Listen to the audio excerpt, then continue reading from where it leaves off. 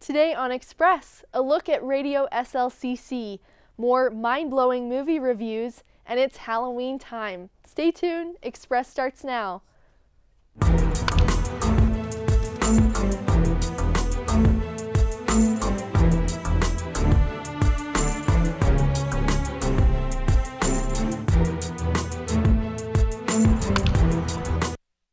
Welcome to Express. I'm Taryn Wagner. Halloween is right around the corner. For students hustling to make their Halloween memorable, SLCC is not far from the famous Fear Factory haunted house. Located in the heart of Salt Lake City, Fear Factory offers everything you need to get scared this season. General Manager Spencer Terry tells us why we should check this haunted house out. Haunted houses are typically 1 or 2 stories in one building. We are on 3 acres almost, 6 buildings high. So we're talking about all the way up, 6 stories as far as you can go. It's an amazing view once you're up there. And then 6 large buildings that are all part of the old cement factory here in Salt Lake City. SLCC students can get discounted tickets and maybe win a prize by liking Fear Factory's Facebook page. From clowns, zombies, and monsters, Fear Factory will satisfy that thirst for fright. For more information, visit fearfactoryslc.com. If it's a genuine haunted experience you're looking for, then look no further than Grimm Ghost Tours. Marcos Aragon has the story. Grimm Ghost Tours, a very exciting look into the paranormal around the Salt Lake Valley. They feature many different tours that go through many different locations and some that may seem more familiar than others, such as the Salt Lake Cemetery and of course here at Portland Cement, which is now the Fear Factory here in Salt Lake. Is there life after death? The people at Grimm Ghost Tours certainly seem to think so, as they take you on a tour to real-life haunted places around the Salt Lake Valley and other surrounding areas. We do 2 bus tours, where we have one that's our Old Town tour, where we stick more to downtown. We visit the Salt Lake County building, Rio Grande Depot, we go up to the cemetery, and then we have an Outer Reaches tour where we go to some of the areas that are further out. We also do 2 cemetery tours, one at the Salt Lake City Cemetery and then one at the Fort Douglas Cemetery. And then we just started this year doing our tour at the Fear Factory.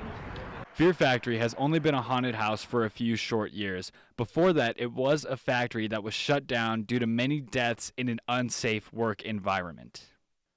So we have researched the stories. We look through newspapers, articles, we get the truth of what happened in these places, and it's a way to learn about the history of Salt Lake City and the things around it in a way that maybe you don't necessarily always hear. Hunting for ghosts may be an exciting experience for some, but could be a terrifying feeling for others. When I can see the people who come on my tours getting into it, you know, when they like the stories, when they are walking through the building and they feel a little bit creeped out, a little bit worried about what's going on, because I think that's really getting into the spirit of things, being able to understand that there is a world that's around us, and I love it when the people on my tours get to be able to experience that. I certainly had a lot of fun tonight going through the Portland Cement Factory and experiencing some real-life ghosts. I highly recommend that you do the same. Go find these guys on Facebook and on Twitter and register for a ghost tour, and you surely won't be disappointed. It'll make your October and your Halloween so much better. Go online and check them out right now. Back to you in the studio. Thanks, Marcos. Let's take a look at some of the things happening around campus. Every semester, students get several chances to have pizza with the dean for the School of Arts, Communication, and Media. Students can meet and greet Dean Richard Scott to ask him questions or just talk, all while enjoying free pizza. The next pizza with the dean is Tuesday, October 31st. If you've got an eye for art, then come on down to the President's Art Show. The show runs November 2nd to November 14th. The show features over 100 creations from many local artists. It also includes works from SLCC staff, students, and alumni. For more information on these and other events happening on campus, visit globeslcc.com/calendar. Students, you most likely have walked right past it without stopping to really think about it. SLCC has its own actual radio station. Operated on the South City campus, Radio SLCC has everything that a professional station has. In some ways, it's even more up to date. The DJs are mostly students talking about things pertaining to SLCC. To tune in, go to radioslcc.com and click on Listen Live. It's time again for more mind-blowing movie reviews with SLCC's own film expert.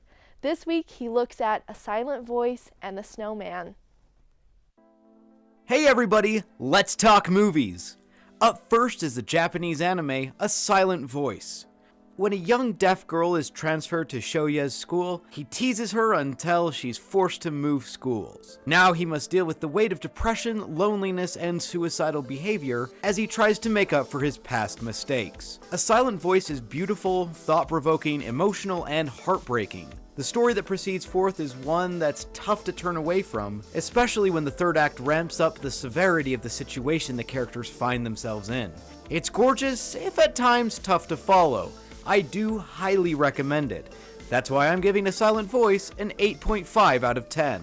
Now time to look at The Snowman. When a killer contacts Detective Hull about his upcoming murders, the alcoholic cop must use cold case files to solve the crimes and stop the killer before someone Hull cares about becomes a target. The Snowman is just awful. From the opening scene to the final seconds, little thought was put forth into making a meaningful narrative. The film has very little direction, meandering through genre to genre, forgetting it was supposed to be, first and foremost, a good murder mystery. And there's also the fact that the entire movie has an ugly magenta hue throughout. That being said, I guess some of the cinematography can be nice at times.